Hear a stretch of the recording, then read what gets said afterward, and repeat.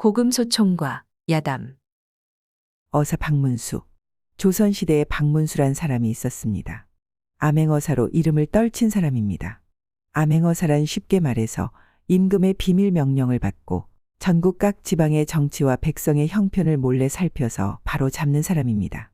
아래로는 백성들의 잘 살고 못 사는 형편에서 위로는 그 고을을 다스리는 관리들의 착하고 악하고를 확실히 가려내며 때로는 임금 대신 처리하는 권리마저 행사할 수 있었습니다.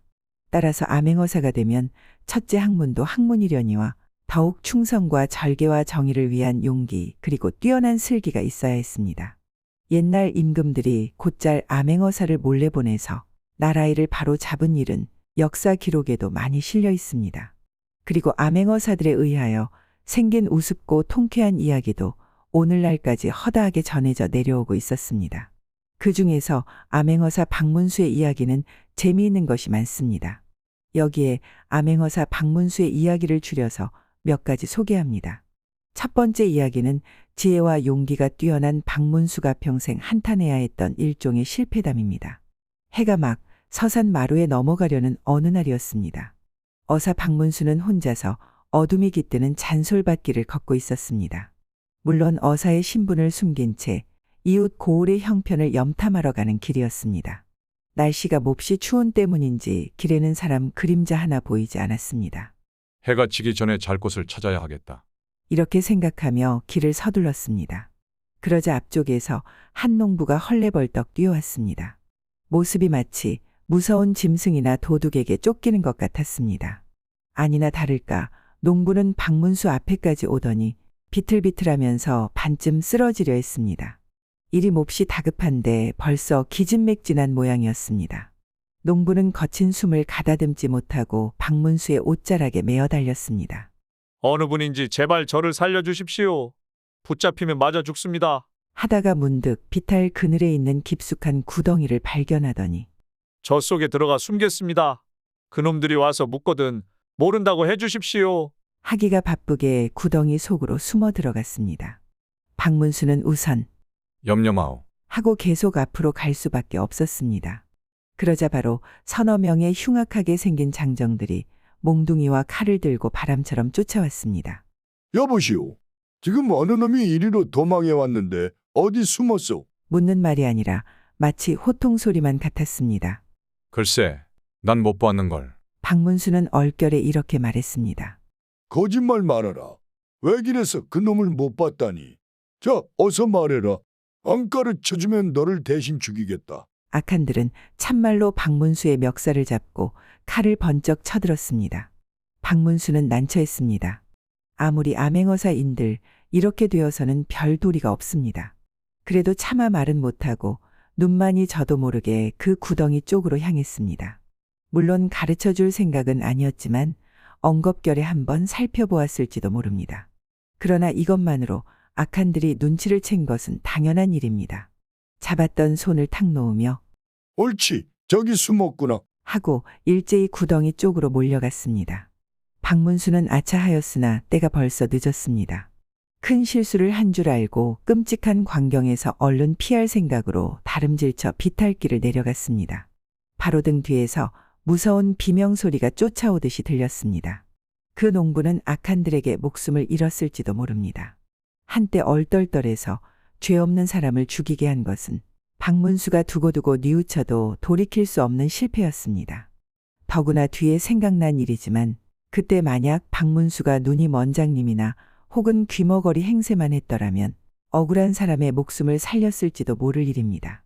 순간의 재치로 장님이나 벙어리 행세를 했어야 됐다는 꾀는 그 후 어느 마을에서 나이 어린 아이에게 듣고 깨달았다고 합니다. 좌우간 박문수로서는 정말로 커다란 실수를 했던 것입니다. 내용은 전혀 다르지만 이것도 박문수가 약간 난처했던 이야기입니다.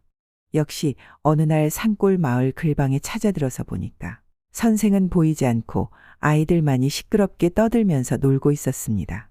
다시 가만히 보았더니 아이들은 요즘 말로 해서 재판놀이를 하려던 참이었습니다.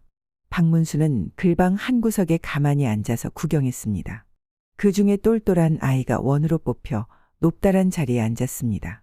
그리고 나머지 몇몇이 그 좌우로 늘어섰습니다.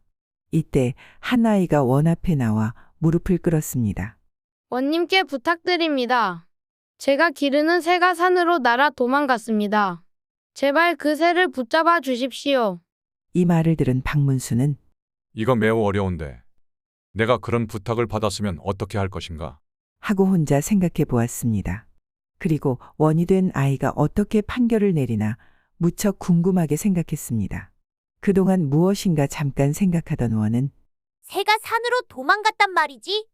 그렇다면 새를 숨긴 놈은 산이다. 너는 어서 가서 그 산을 데리고 함께 오너라. 내가 당장 꾸짖어 돌려주도록 하겠다. 하고 수월하게 말했습니다. 박문수는 무릎을 탁 치며 감탄했습니다. 그런데 다음 순간 박문수는 뜻밖의 일을 당하게 되었습니다. 저도 모르게 단 한마디 그 녀석 참 똑똑하다. 하고 칭찬하는 말이 튀어나온 것입니다. 원이 된 그 아이는 벼락 같은 호통을 쳤습니다. 어서 저놈을 잡아다 가두어라. 엄숙한 재판장에서 떠드는 죄는 용서할 수 없다. 명령이 내리기가 무섭게 다른 아이들이 우르르 달려들었습니다. 그리고 다짜고짜 박문수를 밧줄로 올가매더니 등을 밀어 밖으로 나갔습니다. 박문수는 물론 기가 막혔습니다. 그러나 아이들 놀이가 하도 진지해서 아무 소리 않고 하는 대로 내버려 두었습니다. 아이들은 박문수를 뒷곁 변소 겸 잿간에 밀어 넣었습니다. 여기가 바로 감옥이라는 곳이었습니다. 여느 사람 같으면 벌써 아이들을 꾸짖든지 혹은 소란 같은 것을 버렸을지 모릅니다. 그러나 박문수는 끝까지 두고 볼 생각을 했습니다. 그래, 내가 잘못했어. 아무리 아이들의 놀이라도 엄숙해야 될 장소임은 틀림없거든. 그렇더라도 그 아이는 참 대단한 걸. 변소에 갇힌 박문수는 이렇게 중얼거리면서 싱글싱글 웃었습니다. 실상 원이 된 아이한테 마음이 쏠렸고 또 이 다음 어떻게 하려나 하는 호기심이 컸던 모양이었습니다. 이렇게 혼자 생각하고 있노라니까 원이 된 그 아이가 찾아왔습니다. 아이는 우선 아무 말 않고 공손히 머리를 숙이더니 밧줄을 풀었습니다. 그리고 다시 사랑방에 모셔다 앉힌 다음 또 한 번 공손히 절을 했습니다. 방금은 제가 너무도 무엄한 짓을 하여 죄송스러웠습니다. 사실은 비록 저희처럼 철 없는 아이들의 놀이라 하더라도 그 장소에서는 엄숙한 태도로 법을 지켜야 되었던 것입니다. 부디 용서하여 주십시오. 박문수는 얼굴에 웃음이 활짝 피었습니다. 그 소년의 말하는 태도와 말의 뜻에 더 한층 탄복하지 않을 수 없었던 것입니다. 이 영특한 소년을 꾸짖기는커녕 박문수는 즐거운 마음으로 칭찬했습니다. 내 말이 옳다. 나라의 법은 관리와 백성이 모두 지켜야 하는 것이다. 그런 뜻에서 비록 한때의 놀이라도 진실하게 한 너는 참으로 훌륭하다. 오히려 내가 너에게 용서를 빌고 싶다. 박문수는 훗날 이 아이를 서울에 데려다가 공부를 시켰다는데 그 후의 기록은 없습니다. 또 이런 일도 있었습니다. 이번에는 경상도 형편을 살피러 다닐 때입니다. 진주 땅 시골에서 길을 잃고 헤매던 중 어느 가난한 오막살이 집을 찾아 들었습니다. 박문수가 잠시 쉬어가기를 청하였더니 나이 17, 8세가량 되는 소년이 나왔습니다. 소년은 두말 않고 박문수를 좁디 좁은 방으로 안내했습니다. 집이 가난하여 끼니를 제대로 잊지 못하는 터라서 진지는 못해드리겠지만 편히 쉬었다 가십시오. 나는 지금 시장에서 참을 수가 없다. 그렇지만 사정이 그렇다니 하는 수 없구나. 박문수는 이렇게 말하면서 피곤한 몸을 옆으로 뉘었습니다. 소년은 몹시 딱한 표정을 지으며 가끔씩 천장 쪽을 힐끔힐끔 쳐다보았습니다. 박문수가 그쪽을 쳐다보니까 실ong 위에 조그마한 종이 봉지가 얹혀 있었습니다. 대체 저것이 무엇이길래 저럴까? 하고 괴이하게 여기던 참에 소년은 벌떡 일어서더니 그 종이 봉지를 가지고 나갔습니다. 곧 이어 부엌 쪽에서 모친과 주고받는 이야기가 들렸습니다. 어머니 지금 길 가는 나그네 한 분이 오셨는데 대단히 시장해 보입니다. 그래서 이 쌀로 밥을 지어드리면 어떨까 합니다. 그것도 좋은 일이다. 하지만 너의 아버지 재산은 어떻게 하니? 예, 그렇지만 당장 배고픈 사람을 버려둘 수 있습니까? 어머니의 말소리는 한참 후에 들렸습니다. 그래라. 좋은 일 때문에 제사 진지를 못 잡수시는 것이니 용서하실 게다. 박문수는 측은한 생각이 들었습니다. 조금 후 소년은 아무 일도 없었다는 듯이 다시 방으로 들어왔습니다. 아까 너와 모친의 말을 모두 들었다. 나는 상관없으니 그 쌀은 제사 때 쓰도록 하여라. 소년은 안쓰러운 표정으로 아무 말도 하지 않았습니다. 하지만 부엌에서는 벌써 밥 짓는 기척이 들려왔습니다. 박문수는 할 수 없이 이것 뜻하지 않던 폐를 끼치게 되었구나. 그건 그렇고 괜찮거든 내 신세나 말해주려무나. 하고 말했습니다. 소녀는 그제야 옷깃을 바로 잡고 앉았습니다. 이미 들으셨으니 바른 대로 말씀드리겠습니다. 실은 제가 용렬하여 한 분 계시는 모친과 누님을 항시 굶주리게 해드리고 또 돌아가신 부친의 제사도 격에 맞춰 지내지 못합니다. 그래서 평소 조금씩 쌀을 한 줌쯤 되면 봉지에 넣어 간직해 두었다가 간신히 진지나 상에 차려 올리고 있습니다. 박문수는 크게 감동되고 또 더욱 미안했습니다. 그것 참 딱한 사정이다. 정말 공연히 찾아와서 너의 그 효성을 헛되게 하였구나. 아니옵니다. 제가 오히려 송구스럽습니다. 그래 너는 성이 무엇이냐? 네, 성은 바까이옵니다. 그러면 나와 같은 성이로구나. 막 이렇게 얘기를 할 때 갑자기 밖에서 예, 박도령아, 어서 나오너라. 하고 매우 우락부락한 말소리가 들려왔습니다. 박도령은 기겁을 하며 여보시오. 오늘은 손님이 와 계시니 내일 아침까지 참아주시오. 하고 자리에서 일어서려 했습니다. 박도령이 당황하는 모습을 이상하게 여긴 박문수는 그를 붙잡아 앉혔습니다. 예, 건너 마을 좌수의 하인입니다. 좌수의 종이 왜 저토록 도도하게 구느냐? 다름이 아니오라. 저는 좌수의 딸과 어릴 때 정혼을 했습니다. 그러나 저희 집이 갑자기 몰락하자 좌수가 멋대로 파혼했을 뿐 아니라 그동안 꾸어다 쓴 돈 300냥을 갚으라고 저를 자주 불러다가 조르고 욕설을 퍼붓곤 합니다. 그래서 오늘도 부르러 온 것 같습니다. 박문수는 이야기를 듣더니 벌떡 일어나 밖으로 나갔습니다. 여봐라. 내가 좌수의 종놈이냐? 나는 박도령의 삼촌 되는 사람이다. 오늘은 내가 대신 가겠으니 어서 길을 인도하여라. 좌수의 하인은 난데없는 박도령의 삼촌이 나타나 어리둥절했습니다. 그러나 누더기 옷차림과는 달리 어딘지 범치 못할 위험을 느끼고서는 예, 그렇게 하겠습니다. 하고 박문수를 데리고 갔습니다.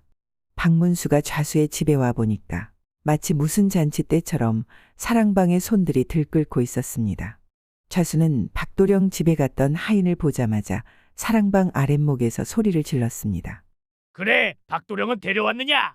그 하인이 대답도 하기 전에 박문수가 방미닫이 문을 활짝 열고 썩 들어갔습니다. 그리고 여럿이 어리둥절하는 동안 좌수를 떠밀다시피 하고 그 자리에 앉았습니다. 손들이 깜짝 놀라고 좌수는 더욱 기가 질렸습니다. 그러나 다음 순간 거지 같은 옷차림을 보고서는 바로 서슬이 시퍼래졌습니다. 그러자 박문수가 먼저 좌수를 위엄있게 노려보았습니다. 나는 박도령의 삼촌이다. 우리 집안으로 말할 것 같으면 당당한 양반이며 행세하는 가문이다.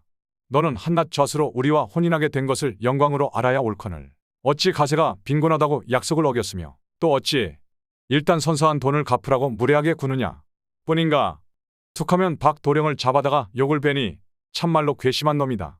그래가지고서 한고을 관리로 행세하다니 너의 다른 행실은 가히 짐작할 수 있다. 서리빨 같은 호령이었습니다. 그리고 도리에 꼭 맞는 말입니다. 그보다도 그 위엄이 마치 상전의 상전만 같습니다. 그래서인지 당장 기가 질린 좌수는 분풀이를 다른 곳에 옮기듯이 그 하인을 보고 호통을 쳤습니다. 이놈아, 너보고 박도령을 잡아오랬는데 어디서 뚱단지처럼 미친 놈을 데려왔느냐? 이 바람에 그 하인은 물론이거니와 다른 하인들까지 정신을 번쩍 차리고 방으로 우르르 뛰어들었습니다. 물론 박문수를 당장 밖으로 끌어내거나 때려줄 생각입니다. 이때 박문수가 한층 소리를 높였습니다. 이놈들아, 이것이 눈에 뵈지 않느냐? 박문수는 이내 허리춤에 찼던 마패를 풀어 방바닥에 탁 놓았습니다. 말할 것도 없이 암행어사의 표지입니다. 이놈들 네 앞이라고 감히 한거하느냐? 박문수가 또 한 번 호령했습니다. 하지만 이렇게 호통칠 필요는 없었습니다. 벌써 거기 있던 모든 사람이 기절할 듯이 놀라며 일제히 꿇어 앉았습니다. 좌수는 더욱 낯이 새파래져 머리가 깨어져라 방바닥에 조아렸습니다. 산정신이 아니었습니다. 죽을 죄를 지었습니다. 그저 목숨만 살려주십시오. 좌수가 진땀을 흘릴 때 다른 사람들은 하나 둘씩 슬그머니 꽁무니를 뺐습니다. 박문수는 그것을 본 척도 안 하고 좌수만 호되게 다루었습니다. 너 이제 약조대로 박도령을 사위로 삼으렸다. 예, 이를 말씀이옵니까? 내가 어사의 신분으로 다스리는 게 아니라 올바른 입장에서 하는 말인 줄도 알겠느냐? 예, 감사합니다. 그리고 또 한 가지. 듣자니 너는 내일 모레 딴 사위를 얻게 되었다는데 그것이 사실이냐? 그러하옵니다마는 그 사람과 당장에 파혼하겠습니다. 마땅히 그래야지. 하지만 그렇게 한다면 너는 한 번 실수로 말미암아 공연한 사람을 또 골탕 먹이게 되지 않느냐? 사실 이것도 문제였습니다. 좌수가 새삼 난처해서 우물쭈물할 때 박문수가 갑자기 부드럽게 말했습니다. 걱정 말아라. 내가 잘 처리해 보겠다. 무슨 도리가 있으십니까? 그 일은 이렇게 해라. 박도령의 나이 찬 누나가 마침 가난한 탓으로 시집을 못 가고 있다. 그러니 그 사람을 그리로 장가들이면 이 일저 일이 모두 잘 될 게 아니냐? 생각하면 좀 우스운 일이고 또 박문수의 장난기가 섞인 처사 같기도 합니다. 그러나 옛날에는 거의 부모의 명에 따라 상대를 보지도 않고 혼인했던 만큼 그때 처지로서는 그럴싸하였을 것입니다. 하물며 임금의 명령을 대신할 수도 있는 암행어 서사의 처분입니다. 이리하여 박도령은 좌수의 딸과 혼인을 하고 박도령의 누이는 좌수의 사위가 될 뻔한 부잣집 총각에게 시집을 갔다고 합니다. 염시도 이야기. 서울 사직골에 사는 허정승 집에 염시도라는 청지기가 있었습니다. 청지기란 옛날 양반집 바깥 마당에서 주인의 심부름을 맡아보는 한편 다른 하인들을 감독하는 상사람입니다. 이 염시도가 어느 날 새벽 심부름 갔다 돌아오는 길에 돈 보따리를 하나 주워 가지고 왔습니다. 처음에는 무심코 집었다가 돈 보따리인 줄 알고 거기에 그냥 놓아두려 했습니다. 하지만 근처에는 사람 그림자 하나 보이지 않았기에 우선 집으로 가지고 왔던 것입니다. 그런데 막상 보따리를 풀어보았더니 자그만치 은돈으로 230냥이나 들어있었습니다. 염시도는 보따리를 얼른 싸가지고 허정승이 잠시 깼을 때 사랑으로 들어갔습니다. 누군지 모르겠습니다마는 큰 돈을 잃고 퍽 곤란을 당하고 있을 것입니다. 그렇지만 돌려줄 방법이 없으니 대감께서 받아서 처리해 주십시오. 하고 돈 보따리를 허정승 앞에 내놓았습니다. 내 말대로 누군지 참 딱하게 되었구나. 그런데 대체 얼마나 되는 돈이냐? 은돈으로 꼭 230냥입니다. 그건 적지 않은 돈이다. 허정승은 혼자서 잠깐 생각하다가 그래, 돈 임자가 누군지 모르겠단 말이지? 하고 물었습니다. 예, 돈만 들었을 뿐 그 밖에는 아무것도 표가 없습니다. 염시도는 이렇게 말하면서 공연히 주워왔다는 표정을 지었습니다. 허정승은 그런 염시도를 빙그레 웃으며 쳐다보았습니다. 그래서 나더러 이 돈을 가지란 말이냐? 돈 임자를 찾을 길이 없습니다. 그렇다고 거기다 도로 버려놓기도 이상합니다. 역시 대감께서 받아두셨다가 하다못해 어려운 사람이라도 도와주시는 데에 쓰시면 좋겠습니다. 허정승은 갑자기 엄숙한 낯이 되었습니다. 돈이란 몸에 지니고 있으면 남의 것도 내 것처럼 여기게 되는 법이다. 하물며 이 돈은 길에서 주운 돈이다. 설령 임자한테 돌려줄 수 없다 하더라도 돈을 주운 내가 마다하는 것을 내가 어찌 받아두겠느냐? 허정승도 염시도 못지않게 난처한 표정으로 말했습니다. 그러다가 문득 한 가지 일이 생각났습니다. 일전에 들은 즉 김판서 댁에서 말을 200냥에 판다고 했다. 혹시 이 돈과 무슨 관계가 있을지 모르니 한번 가서 알아보아라. 염시도는 그 말대로 김판서 집을 서둘러 찾아갔습니다. 그리고 우선 인사를 마친 다음 대감 댁에서 혹시 근자에 무엇인지 잃으신 것은 없으십니까? 하고 물었습니다. 글쎄, 그런 일은 없는데. 라고 하다가 김판서는 한 가지 일이 생각난 듯 바로 자기 집 청지기를 불러들였습니다. 아무개가 말을 팔러 간지 이틀이 지났는데 아직 소식도 없다. 대체 어떻게 된 일이냐? 그 집 청지기가 뭐라고 대답을 하려 할 때였습니다. 사랑방 미닫이 바깥에서 대감마님, 죽을 죄를 지었습니다.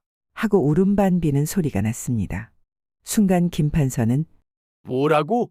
하면서 밖으로 뛰어나갔습니다. 염시도가 그 뒤를 따라 툇마루로 나와 보니까 섬돌 아래에 한 늙은 하인이 엎드려서 그저 소인을 죽여주십시오. 하고 애걸하는 것이었습니다. 여기서 벌어진 소란으로 염시도는 그 늙은 하인이 말을 판 돈 200냥에다가 따로 받았던 수고값 30냥을 모두 잃은 사실을 알게 되었습니다. 염시도는 펄쩍 뛰는 김판서에게 대감께선 우선 고정하십시오. 하고 허리에 차 가지고 왔던 돈 보따리를 내놓았습니다. 그리고 길에서 주운 사실을 말한 다음 저 사람의 잘못을 부디 용서하여 주십시오. 그러면 저도 이 돈을 찾아 드린 보람을 느끼겠습니다. 하고 간절히 청했습니다. 그러는 동안 김판서는 숫째 멍하니 서 있다가 그제야 정신을 차린 듯이 염시도를 다시 사랑방으로 데리고 들어갔습니다. 참으로 기특한 일이로다. 비록 그라는 선비라도 의롭고 정직하기 어려운 노릇. 자, 이 돈의 반을 상으로 줄 터이니 사양 말고 받아주게. 김판서는 말이나 돈으로도 마음속의 감동을 다 못 표시하는 모양이었습니다. 그러나 염시도는 천만의 말씀이옵니다. 잃었던 물건은 임자에게 돌아가는 것이 마땅하다고 저의 주인 대감께서 시키는 대로 하였을 뿐입니다. 하고 꿋꿋하게 그리고 정중히 거절했습니다. 김판서는 진심으로 감탄했습니다. 상으로 돈을 줄 생각은 더 이상 하지 않고 그 대신 아침밥을 푸짐하게 대접해 주었습니다. 염시도는 이것마저 거절할 수 없었습니다. 그 대신 행랑방에서 그 늙은 하인과 겸상으로 함께 먹고 싶다고 청했습니다. 이날 아침을 먹고 돌아갈 때 염시도는 김판서에게 같은 말씀을 드려서 죄송합니다마는 부디 그 사람을 꾸짖지 마시기 바랍니다. 하는 말을 잊지 않고 했습니다. 이런 일이 있은 지 얼마 후 나라의 역정모의 사건이 일어났습니다. 많은 사람이 붙들려 형장의 이슬로 사라지고 그 바람에 염시도의 주인 허정승도 한패로 몰리게 되었습니다. 이리하여 마침내 임금이 내린 죽음의 약사발이 허정승 집에까지 보내졌습니다. 그런데 허정승이 그 약사발을 마시려 할 때였습니다. 갑자기 염시도가 쫓아들어와 허정승과 함께 약을 마시려 해서 소란이 일어났습니다. 임금에 대한 신하의 충성심으로 주인을 섬기던 염시도인지라 그 뜻은 갸륵했습니다. 그렇지만 물론 말도 안 되는 일이었습니다. 여러 사람이 꼭 붙잡고 또 더욱 허정승이 외람된 놈이다. 어서 물러가지 못할까? 하는 눈물 어린 꾸지람이 무섭기만 해서 염시도는 곧장 대문 밖으로 나가야만 했습니다. 이로부터 얼마 동안 염시도의 모습은 서울 장안에서 사라져버렸습니다. 한편 아무도 모르게 서울을 벗어난 염시도는 강원도 강릉 땅을 헤맸습니다. 단 하나밖에 없는 사촌형을 찾아서 의지할 생각이었습니다. 그러나 사촌형은 헤어진 지 이미 15년도 넘었습니다. 10살 안팎의 일이었기 때문에 얼굴도 똑똑히 기억나지 않았습니다. 다만 오래전 머리를 깎고 중이 되어 강원도 산골에 산다는 소식만은 확실했습니다. 그러니까 염시도는 어느 산, 어느 절인지도 모르면서 덮어놓고 이 산 저 절을 찾아다녔던 것입니다. 할 수 없다. 나도 중이 되어 한평생을 깨끗이 지내야겠다. 염시도는 이렇게 결심했습니다. 그리고 마침내 어느 깊은 산속의 조그마한 절을 찾아 들었습니다. 여기에 도가 높은 중에 있다는 소문을 들었던 것입니다. 저를 스님의 제자로 삼아 주십시오. 염시도는 법당 마루에 꿇어 앉았습니다. 그러나 거기 앉은 도승은 감았던 눈을 잠깐 살며시 떴을 뿐 다시 조용히 감더니 산 부처처럼 움직이지 않았습니다. 염시도는 엎드린 자세를 들지 못하고 대답을 기다렸습니다. 초저녁에서 한밤중 그리고 날이 훤히 밝았지만 도승은 박힌 듯이 앉아서 아무런 말도 하지 않았습니다. 이윽고 해가 뜨자 염시도는 더 이상 참지 못하고 절 밖으로 일단 물러나왔습니다. 거기서 문득 보니까 저 아래 비탈 밑에 오막살이 초가집이 보이고 이어서 그 집 마당을 쓰는 처녀의 모습이 눈에 띄었습니다. 잠시 동안 바라다 본 염시도는 아참 아리따운 처녀다. 중이 되느니 저 처녀한테 장가를 들고 싶구나. 하고 저도 모르게 혼잣말이 나왔습니다. 그렇지만 바로 부처님의 제자가 되려는 내가 무슨 속된 생각이냐? 이렇게 마음이 약해서는 안 되겠다. 하고 자기 자신을 꾸짖었습니다. 이리하여 부랴부랴 절에 돌아와 전처럼 도승 앞에 꿇어 앉았습니다. 그러자 잠든 듯이 조용했던 도승의 얼굴이 갑자기 꿈틀했습니다.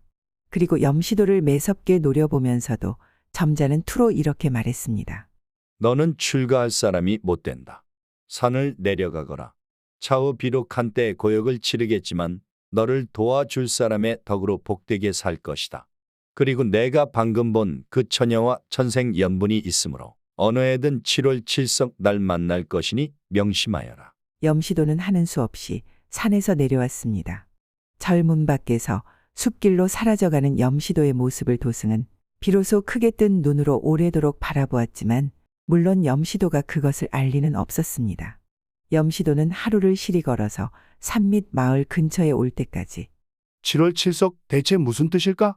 하는 생각을 막연히 되풀이했습니다. 이렇게 정신없이 걷고 있을 때 이놈, 염시도야, 꼼짝 말아라. 하는 난데없는 호통 소리가 났습니다. 그리고 이어서 대여섯 명의 포졸들이 떼지어 달려들었습니다. 깜짝 놀란 염시도는 영문도 모르고 그 자리에서 결박을 당했습니다. 곧장 서울로 끌려와 큰 칼을 쓰고 옥에 갇힐 때까지 염시도는 도무지 까닭을 알 수 없었습니다. 며칠 후 포도청에 끌려 나왔을 때에야 그 많은 죄인들이 모두 허정승 일파의 하인들이라는 것을 알게 되었습니다. 그러니까 역적 모의의 뒤탈이 이제는 하인들에까지 미쳤던 것입니다. 그런데 이때 마침 죄수들을 다스리는 사람이 전날 염시도가 주운 돈을 돌려준 그 김판서였습니다. 그러나 때가 때인 만큼 김판서는 물론이거니와 염시도는 역시 그런 일은 꿈에도 생각 못했습니다. 김판서라면 어떻게 했을지 모르겠지만 염시도가 비록 상대를 먼저 알아보았다 하더라도 그와 같은 상황에서 지난 일을 꺼내지는 않았을 것입니다. 첫날의 조사가 총총하게 끝났습니다. 김판서가 자리를 뜨고 염시도는 다른 죄수들과 섞여 다시금 옥으로 끌려가게 되었습니다. 바로 이때였습니다. 포도청 밑에서 염시도의 앞뒤 모습을 눈이 휘둥그레서 살펴본 한 늙은 사람이 있었습니다.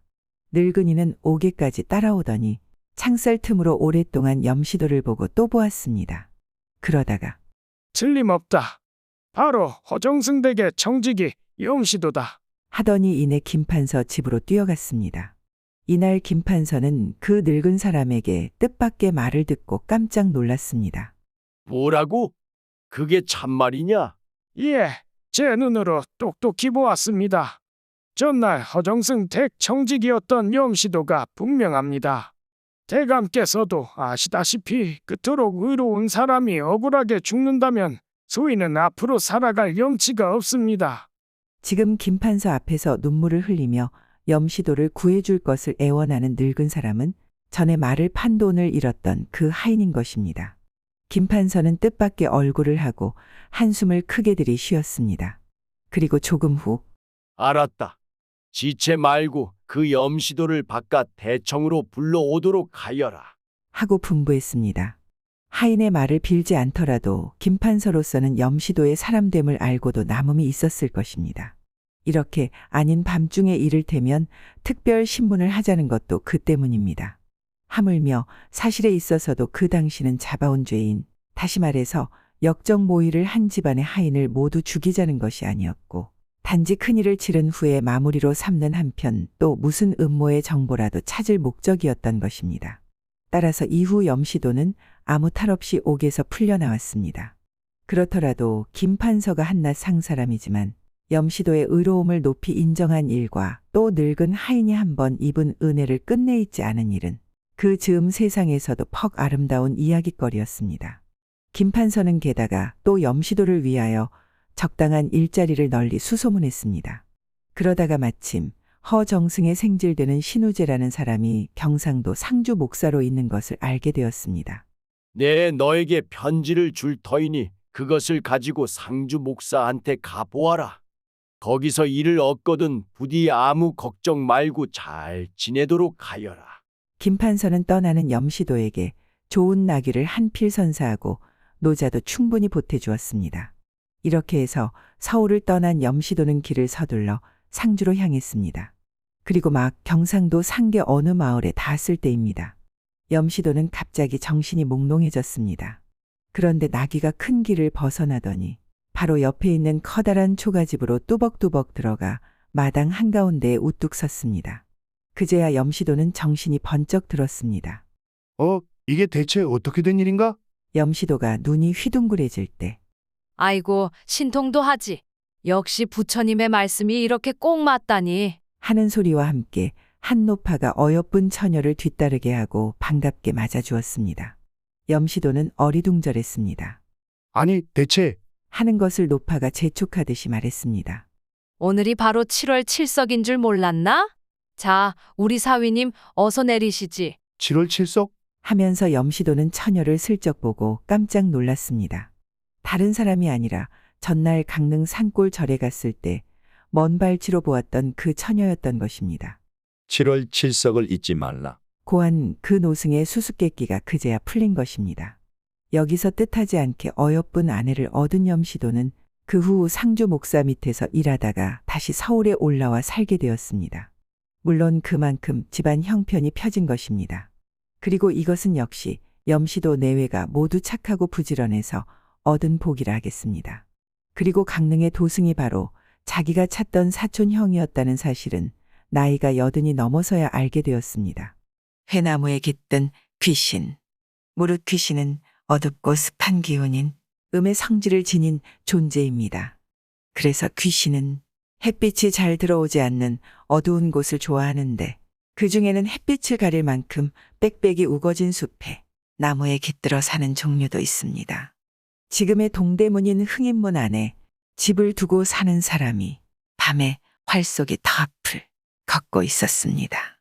그때 말을 타고 활과 창을 든 무사들이 터 위에서 활을 쏘거나 말을 타고 창을 휘두르거나 말을 타고 공을 서로 주고받는 폴로와 비슷한 운동 경기인 격구를 하다가 지나가는 사람을 보고는 예의가 없는 자다 라며 붙잡아다 묶어놓고는 마구 때렸습니다. 고통에 못 이긴 그는 나는 잘못이 없으니 제발 풀어주시오 하고 애걸했지만 그들은 들어주지 않았습니다. 그때 갑자기 무사들 속에서 한 명의 남자가 나와서 이 사람은 나의 주인인데 왜 이렇게 괴롭히는가 하고 꾸짖으며 그를 풀어주고 집까지 데려다 주었습니다. 고마워서 남자가 뒤를 돌아보자 놀랍게도 자기를 도와준 사람은 회나무 밑으로 사라져버렸습니다. 이륙은 무사들과 도움을 베푼 사람을 가리켜 회나무에 붙은 귀신이라고 기록했습니다. 귀신들이 말과 무기를 장만한 무사가 되어 서로 싸우거나 경기를 했다는 내용을 본다면 아마 살아생전에 모두 무사였던 모양입니다. 그러니 죽어서도 무예를 겨루거나 격구를 하면서 지낸 것이 아니었을까요? 재미있게도 조선 중기의 책에도 회나무에 붙은 귀신과 만난 사람의 이야기가 실려 있습니다. 전라북도 무주의 사또를 지낸 윤명은은 집이 흥인문 안에 동학 근처에 있었는데 그의 집들에 늙은 회나무가 있었습니다. 그는 벼슬을 하기 전에 활 속이 터에 있는 친구 집을 걸어서 갔다가 흠뻑 취하여 날이 어두울 때 홀로 돌아오다가 길바닥에 쓰러졌습니다. 한참 지나 술이 깨어 머리를 들어보니 달이 저물고 별도 없어 사방이 매우 어두웠는데 사람의 소리가 전혀 없이 고요했습니다. 다만 남자 한 명이 자신이 누워있는 곁에 앉아있는 것이 보였으나 윤명은은 그가 누구인지 이름을 물어볼 엄두가 나지 않았습니다. 윤명은이 술이 덜 깬 상태로 느린 걸음으로 돌아오는데 그 남자가 뒤를 따라왔습니다. 그러다 길에서 어떤 사람이 그 남자와 만나 얘기를 나누었습니다. 어디를 갔었는가? 라고 묻자 남자는 주인이 밤늦도록 돌아오지 않아서 지금 가서 데려오는 중이다 하고 대답했습니다. 윤명은이 자기 집 회나무 밑에 와서 돌아보니 남자가 보이지 않았습니다. 그제야 윤명은은 자신을 따라온 남자가 뜰에 있는 회나무의 귀신이라는 사실을 깨달았습니다. 자기 딴에는 주인을 지켜주려고 술에 취해 있는 상황에서도 계속 지키고 있다가 주인이 집으로 돌아가는 길을 뒤따라온 모양입니다. 모르긴 몰라도 회나무 귀신과 만나 이야기를 나눈 사람 또한 필시 회나무나 다른 나무의 귀신이었으리라. 그런가 하면 임진왜란이 일어났을 때 전쟁으로 죽은 전라도의 유생인 송씨라는 사람의 영혼이 귀신이 되어 한산도의 나무로 가서 의지하고 있는데 통제사 이순신 휘하의 병사들이 배를 만들려 나무를 베려고 하자 휘파람을 불고 나서 나 말고도 전쟁으로 죽은 사람들의 귀신이 지금 이 나무에 의지하고 있으니 베지 마시오 하고 부탁하여 군사들이 다른 곳으로 갔다는 이야기가 있습니다. 아울러 조선 초기의 학자인 성현의 외삼촌인 안공이 귀신을 잘 분별하는 능력을 지닌 사람이었다고 합니다. 그가 지금의 충청남도 부여군인 임천의 군수가 되었던 시절 사냥을 나갔을 때 사냥개가 큰 나무를 향해 지저대자 이상하게 여겨 쳐다보았더니 높은 관을 쓰고 큰 얼굴을 한 괴물이 나무에 기대어 있다가 안공을 보고는 사라졌다는 내용도 전해집니다. 아마 그 괴물은 나무에 깃든 귀신인데 안공같이 귀신에게 위협적인 영웅이 나타나자 겁을 먹고 도망쳐버린 듯합니다. 서양에서는 나무에 사는 정령인 엘프나 드라이어드에 관한 이야기가 많이 전해오고 있습니다. 그와 비슷하게 우리 전통 속에 전해지는 나무에 붙은 귀신들의 얽힌 이야기도 상상력을 가미한다면 재미있는 작품의 소재로 충분하지 않을까 싶습니다. 천하장사 송씨. 조선 말에 효종 임금 시절 송씨 성을 가진 천하장사 한 명이 있었다고 합니다.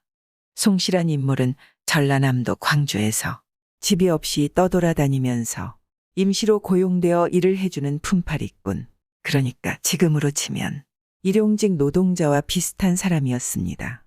무척 가난한 사람이어서 그의 부모는 물론 원래 이름조차 다른 사람들은 알 수 없었습니다. 다만 그가 송씨라는 것만 알려져 있을 뿐이었습니다. 병자호란 무렵 효종이 청나라에 당한 치욕을 씻기 위해 북벌을 추진하던 때인지라 온 나라에 천근의 무게를 들 수 있는 힘이 센 장사들을 찾으라는 명이 내려졌습니다. 이에 각 지방의 관찰사들이 장사들을 찾고 있었는데 아무리 뒤져도 좀처럼 그런 사람이 없어서 고민하고 있었습니다.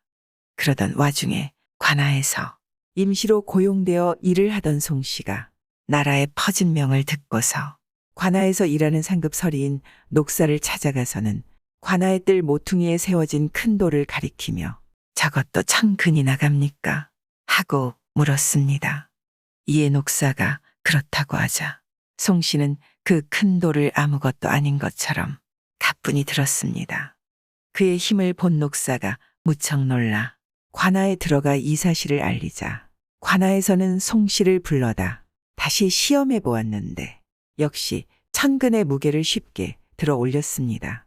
관아에서 송씨를 도읍으로 올려보내니 부에서 그를 목욕시키고 좋은 옷을 입힌 다음 관청에서 타고 갈 말을 빌려주었습니다. 송씨는 마치 명나라에서 온 사신처럼 좋은 대우를 받으며 한양으로 올라갔습니다. 후원에서 활쏘기를 하던 효종은 자신이 찾던 천근 무게를 들어 올리는 장사가 나타났다는 소식을 듣고는 황급히 송씨를 불러들였습니다. 송씨는 머리카락이 헝클어져 있고 얼굴이 거무튀튀한 데다 학식도 없는 무지몽매한 사람일 뿐이었습니다. 하지만 효종이 시키는 대로 송씨는 자신의 강한 힘을 보여주었습니다.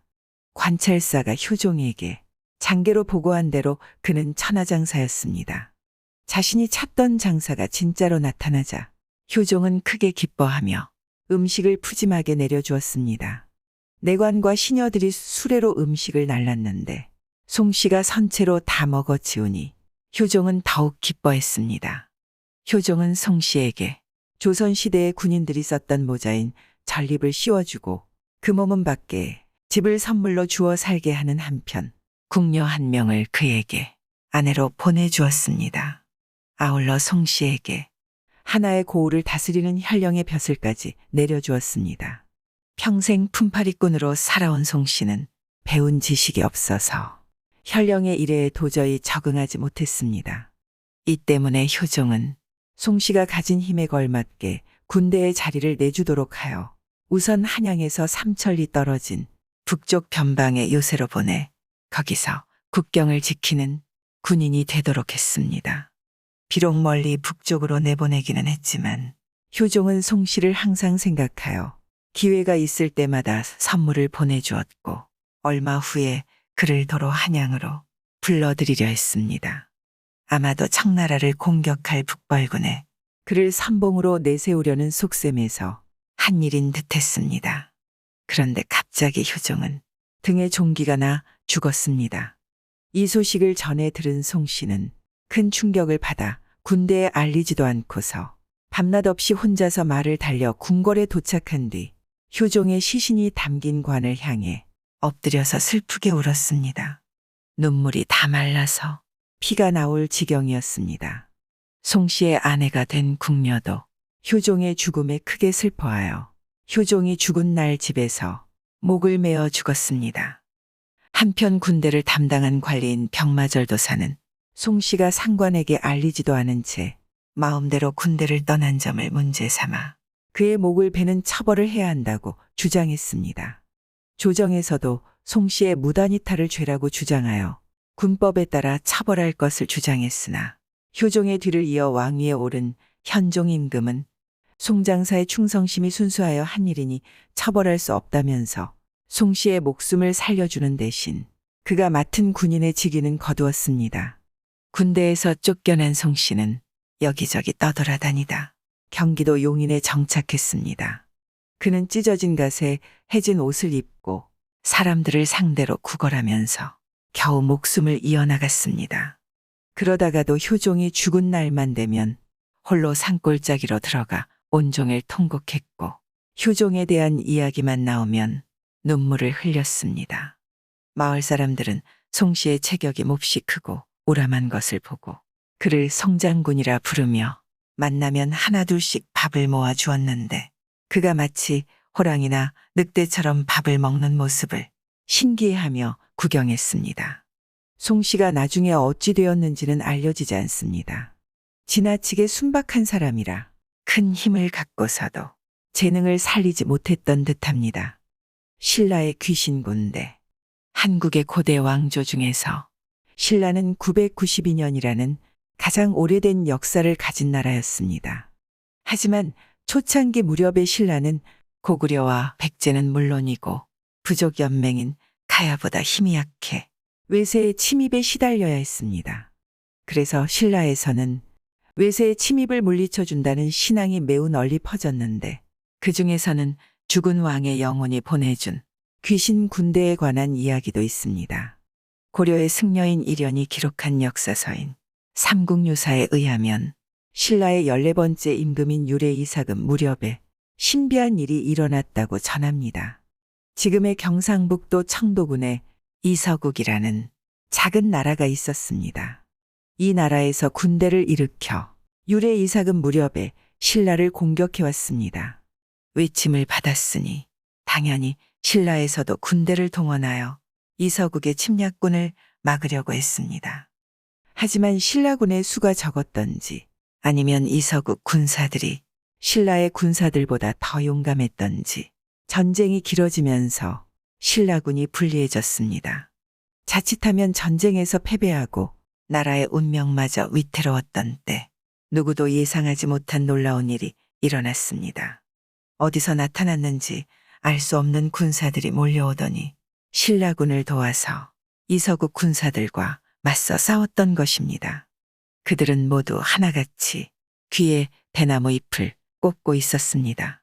지금까지 신라군을 궁지로 몰아붙이던 이서국의 군사들도 이 대나무 잎을 꽂은 군사들, 즉 주격군을 상대로는 마치 갓난아기 같이 전혀 힘을 쓰지 못했습니다. 결국 주격군은 신라군을 도와서 이서국 군사를 전멸시켰고 그렇게 해서 신라는 나라가 무너질 뻔한 위기에서 간신히 벗어났습니다. 주격군 덕분에 살아난 신라 군사들은 감사의 인사라도 전하려 했지만 그들은 전투가 끝난 후 감쪽같이 행방을 감춰버렸습니다.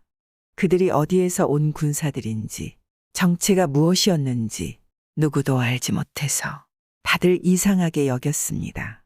그런데 시간이 지나고 나서 주격군의 정체에 관한 실마리가 잡혔습니다. 유래 이사금의 전 임금인 미추 이사금의 무덤 앞에 대나무 잎이 수북하게 쌓여 있던 모습이 지나가던 사람들에게 알려졌습니다. 이를 보고 어떤 사람들은 죽은 미추 이사금의 영혼이 저 대나무 잎을 귀신 병사로 만들어서 신라군을 돕게 내보냈던 것이다 라고 주장했습니다. 다들 그 말이 일리가 있다고 여겨 그 이후부터 미추 이사금의 무덤을 죽현능이라고 불렀다고 전해집니다. 죽은 왕의 영혼이 후손을 돕기 위해 귀신이나 혹은 죽은 자들로 구성된 군대를 보낸다는 이야기는 2003년 개봉되어 전 세계적으로 큰 인기를 끈 영화 반지의 제왕 왕의 귀환에도 등장합니다. 영화의 주인공인 아라곤은 사악한 마왕 사우론과의 전쟁을 위해 자신의 조상인 이실두르에게 충성을 맹세했던 군사들의 영혼을 찾아갑니다. 그리고 영혼으로 이루어진 군대, 즉 죽은 자들의 군대와 만나 원조 약속을 받아내고는 함께 사우론의 군대와 싸우러 떠납니다. 사우론의 군대는 곤도르 왕국의 수도인 미나스 티리스를 포위하고 거의 끝장낼 상황이었는데 때마침 아라곤이 죽은 자들의 군대와 함께 도착하여 사우론의 군대를 괴멸하고 위기에 빠졌던 곤도르 왕국을 구해냅니다. 1281년에 나온 삼국유사나 2003년에 영화화된 반지의 제왕을 볼 때 사람들의 상상력은 시대와 장소를 초월하여 비슷한 점이 있는 듯합니다. 한편 주격군 설화를 다른 차원에서 보면 고구려의 창조리 설화와 비슷하다고 할 수 있습니다. 고구려의 재상이었던 창조리는 당시 폭정을 일삼던 봉상왕을 몰아내기 위해 사람들과 함께 모자에 갈대잎을 꽂고 반란을 일으켜 미천왕을 새 왕으로 세웠습니다. 미천왕은 봉상왕보다 훨씬 정치를 잘하여 나라를 평화롭게 다스렸는데 결과적으로 창조리가 이끈 갈대잎을 모자에 꽂은 사람들이 나라를 구했으니 주격군이 나라를 구한 것과 결과적으로 같다고 볼 수 있습니다. 외다리 요괴.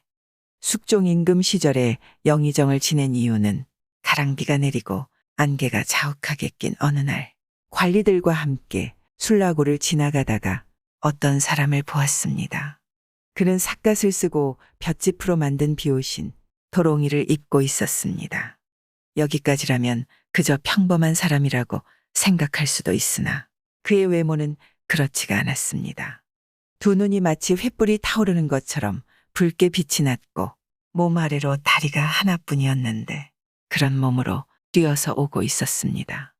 이유와 관리들은 무척이나 해괴한 일이라고 생각했습니다. 그러던 와중에 갑자기 도롱이를 입은 외다리 남자는 이유를 따르던 관리한테 앞서 지나가던 가마를 보지 못했습니까? 하고 말을 걸었습니다. 관리가 보지 못했다고 대답하자 외다리 남자는 바람처럼 순식간에 사라졌습니다. 보통 다리가 한쪽밖에 없는 사람이 그토록 빨리 도망치는 일은 불가능했기에 이유와 관리들은 저자는 사람이 아니라 무슨 요괴인 것이 분명하다 라고 하며 더욱 이상하게 여겼습니다. 한데 이유는 오는 길에 개동어귀에서 가마를 만난 적이 있었습니다. 이상한 외다리 남자가 가마를 보지 못했느냐고 물은 일을 떠올리며 혹시 저자가 그 가마와 무슨 연관이 있는 것은 아닐까 하는 생각이 들어서 즉시 타고 있던 말의 머리를 돌려서 외다리 남자가 달아난 쪽으로 쫓아가 보았습니다. 한참 달린 끝에 이유는 개동의 한 집에 도착했습니다. 그 집에는 이유의 먼 친척이 살았는데 마침 집안의 며느리가 원인과 치료법을 알 수 없는 병에 걸려서 여러 달 치료를 받고 있었으나 차도가 없어 사람들이 걱정하고 있던 판국이었습니다. 말에서 내린 이유가 집 안으로 들어가 주인을 만나 자신이 조금 전에 보고 들은 일을 설명하고 혹시 이 집 며느리한테 안 좋은 일이라도 일어났을지 모르니 주인께서 나와 같이 한번 들어가 보았으면 합니다. 하고 말해 허락을 얻어 며느리가 있다는 방으로 들어가 보기로 했습니다. 이유가 주인과 함께 방에 들어가자 믿을 수 없는 일이 눈앞에 펼쳐졌습니다. 조금 전에 이유를 만나고 달아났던 외다리 남자가 며느리의 베갯머리에 쪼그리고 앉아 있었던 것입니다. 주인은 너무나 놀라서 얼굴이 창백해졌습니다. 그때 이유가 과감하게 앞으로 가더니 아무런 말도 하지 않은 채 외다리 남자를 무서운 눈초리로 쳐다보았습니다. 그러자 외다리 남자는 이유의 눈초리가 보기 싫었던지 방문을 열고 나가서는 마당 가운데 섰습니다. 이유가 그를 따라 마당으로 나가서 또 쳐다보니 외다리 남자는 집의 마루 위로 뛰어 올라갔습니다.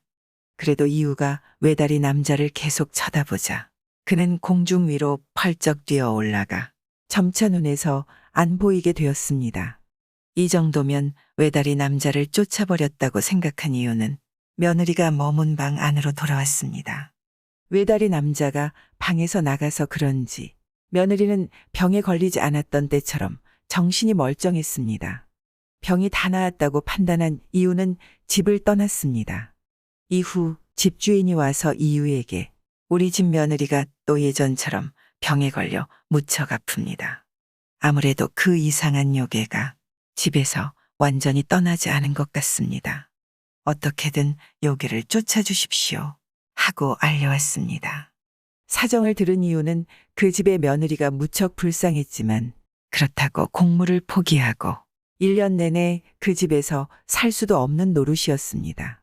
고심하던 이유는 요괴를 쫓아낸다는 뜻을 담은 글씨를 쓴 종이 100장을 그 집 며느리의 방으로 보내 붙이게 했습니다.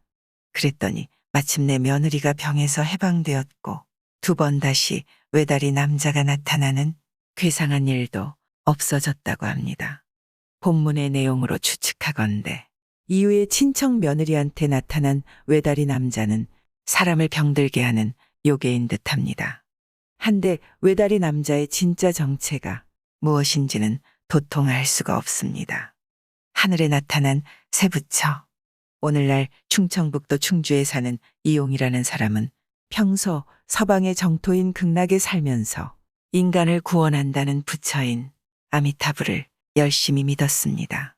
어느 날 이용이 충청북도 음성에 가섭사라는 절 부근의 골짜기에 가서는 높은 목소리로 아미타불이라고 연부를 외자 문득 공중에서 내가 무슨 소원이 있기에 그렇게 연부를 하면서 다니느냐 하는 목소리가 들렸습니다.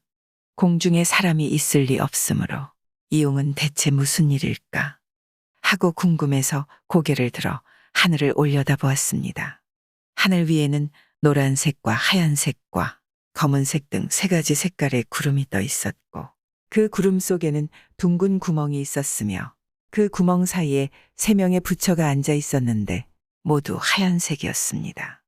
부처를 직접 본 이용은 몹시 두려운 마음이 들어서 우거진 풀 위에 꿇어앉아 2 손을 모으고 합장하며 이렇게 말했습니다.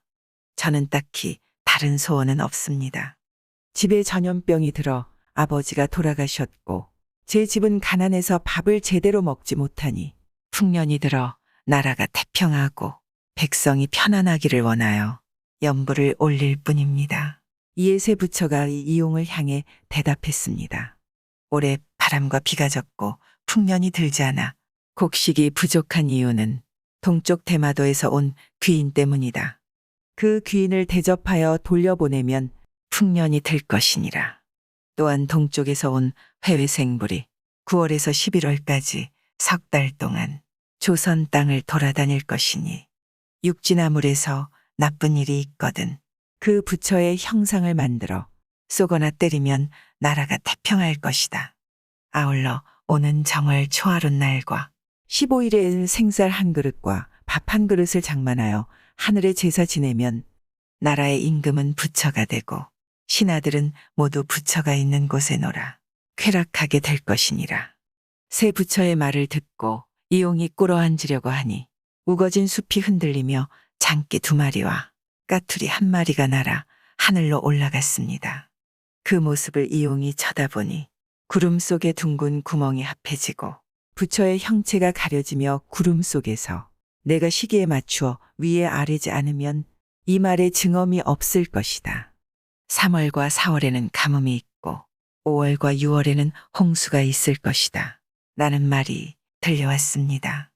잠시 후에 3가지 색깔의 구름이 가섭산 위로 올라가더니 흩어져 더는 보이지 않게 되었습니다. 이용은 보고 들은 부처의 예언을 주위 사람들에게 떠벌리고 다녔습니다. 이 사실이 곧 조정에도 보고되었습니다. 법을 다루는 의금부 관리들은 이용이 허무맹랑한 헛소문을 퍼뜨려 민심을 어지럽게 한다면서 그를 감옥에 가둔 다음 세종대왕에게 이용에 관한 일을 알렸습니다. 하지만 어진 임금인 세종대왕은 그런 일로 피를 보고 싶지 않아 죄를 묻지 말고 그냥 풀어주라고 지시를 내려 이용은 석방되어 무탈하게 집으로 돌아갈 수 있었습니다. 새 부처가 이용한테 말한 대마도의 귀인이 정확히 누구인지는 알 수가 없습니다. 대마도에서 온 사신이거나 주술사가 아니었을까요? 그리고 회외생불에서 회외는 이슬람을 가리키고 생불은 살아있는 부처 같은 사람이니 이슬람의 예언자를 뜻하는 것 같은데 당시 일본은 이슬람을 믿지 않았습니다. 기록의 내용을 다 이해할 수는 없으나 조선시대에 직접 부처가 나타나 사람한테 말을 걸고 예언을 했다는 점에서 무척 흥미로운 자료라고 생각합니다. 하늘을 나는 요괴. 현재의 지리산은 옛날의 두류산이라고도 불렸습니다. 그곳에 한승려가 절을 지키며 살았습니다. 겨울이 되면 산에서 뼈를 찌르는 듯한 차가운 바람이 불어닥쳐서 승려는 아궁이에 불을 지폈는데 언제부터인가 밤마다 아궁이의 불이 계속 꺼지는 바람에 차가운 방에서 오들오들 떨면서 지내는 일이 잦아졌습니다. 승려는 도대체 불이 왜 계속 꺼지는지, 혹시 누가 몰래 들어와서 불을 꺼뜨리는 건 아닌지 궁금증이 들어서 몰래 아궁이가 있는 부엌에 숨어서 기다려보기로 했습니다. 저녁 무렵에 시작된 승려의 비밀 감시는 밤중이 되어서야 비로소 시료를 거두었습니다. 밤이 되자 시꺼먼 하늘에서 어떤 물체가 날아서 땅 위로 내려왔습니다. 아무리 보아도 생김새는 영락없이 사람이었습니다. 그 물체는 부엌으로 들어와 아궁이에 불을 쬐더니 이윽고 불을 이리저리 헤집어 꺼뜨리고는 하늘로 날아갔습니다. 그 모습을 지켜보던 승려는 도무지 이상한 존재의 정체를 알 수 없었습니다. 도대체 저것이 무엇일까? 아무래도 붙잡아서 가까이 놓고 살펴보아야겠다. 승려는 그물을 부엌 지붕에 설치한 다음 부엌 속에 숨어서 그 존재가 오기를 기다렸습니다. 잠시 후 아까처럼 사람처럼 생긴 존재가 나타나더니 부엌으로 들어와 아궁이에 불을 쬐려 했습니다.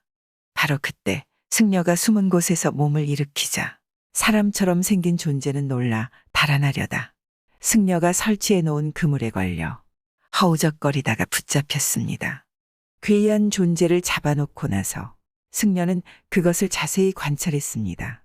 전체적인 모습은 사람과 다를 바가 없었습니다. 아니, 그냥 사람이었습니다. 다만 한 가지 놀라운 점은 몸 전체에 기다란 털이 나 있다는 사실이었습니다. 그 털만 없다면 영락없이 보통 사람과 똑같았습니다. 승려는 그물에 붙잡힌 털투성이 사람한테 어떻게 된 일인지 사연을 듣기 위해 질문을 던졌습니다. 도대체 당신은 누구요? 어떻게 하늘을 날아서 왔소? 또 어쩌다가 그런 모습을 하게 된 거요? 한번 말해보시오. 한데 그는 사람의 말을 전혀 하지 못했습니다. 그의 입에서 나오는 소리는 새가 울부짖는 울음소리였습니다. 황당해진 승려가 계속 새가 우는 소리를 내지 말고 사람이 하는 말을 해보란 말이요. 하고 아무리 독촉을 해봐도 그는 새소리만 낼 뿐이었습니다. 처음에는 장난을 치고 있다고 생각했으나 계속 관찰한 결과 저자는 장난이 아니라 정말로 새 소리밖에 낼 줄 모르는구나 하고 여기게 되었습니다. 할 수 없이 승려는 그물을 풀어주었고 그물에 갇혀있던 새 소리를 내는 사람은 몸을 솟구쳐 하늘 위로 날아가 사라져버렸습니다. 이 기이한 이야기에서 새처럼 하늘을 날아다니면서 온몸이 기다란 털로 뒤덮여 있고 새가 우는 소리밖에 낼 줄 몰랐던 사람의 정체는 대체 무엇이었을까요? 옛날 중국 진시황 시절 어느 궁녀가 항우가 쳐들어오자 산속으로 도망쳐 오랫동안 소나무의 잎을 먹으며 살다가 몸에 긴 털이 나서 마치 새처럼 날아다니는 능력을 얻게 되었다고 설명했습니다. 이런 이야기를 통해 보건대 두류산의 승려가 붙잡았다 놓아준 괴이한 사람도 산속에서 오랫동안 살면서 소나무 같은 나뭇잎을 먹으며 지내는 사이에 새처럼 날아다니게 되고 털이 난 몸을 얻게 되었다고 해석하면 될 듯합니다. 사람처럼 생겼으면서 하늘을 날아다니는 요괴라면 그리스 신화의 세이렌이 유명합니다. 세이렌은 얼굴은 여자이지만 몸통은 새의 형상을 한 특이한 존재입니다. 세이렌은 바위섬에 살면서 노래를 부르는데 그 소리를 들은 뱃사람들은 정신이 홀려서 배가 암초에 걸려 파선하는지도 모른다고 합니다. 앞에서 언급된 새처럼 날아다니는 사람은 인간의 말을 할 줄 모른다는 점에서 그리스 신화의 세이렌과 비슷하면서도 다른 점이 있습니다. 구독과 좋아요, 알람 설정 부탁드리옵니다.